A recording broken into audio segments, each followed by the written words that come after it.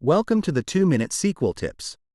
Today, we're covering correlated subqueries, a powerful SQL technique where the subquery references each row from the outer query. This sounds complicated, but we'll keep it short and simple. A correlated subquery is a subquery in SQL that refers to values from the outer query. Here's the syntax.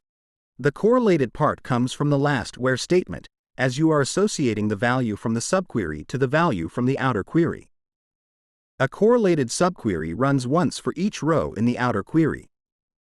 This makes it useful when you need to compare each row to a related subset of data. Let's say you have the sales table shown here, and you want to list all the rows where the sales amount is higher than the average sales amount for the region that row belongs to. Here's the query.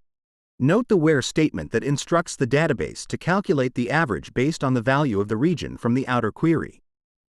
This is the correlated portion of the subquery. Here's the result. The average for the North region is 550, so both customer ID 101 and 102 are selected, while customer ID 103 is not. Similarly, the average for the South region is 750, so customer ID 104 is selected. Correlated subqueries can be powerful, but they can slow down queries on large datasets since they execute once per row. If performance is an issue, consider using table joins or CTEs instead. Thanks for watching.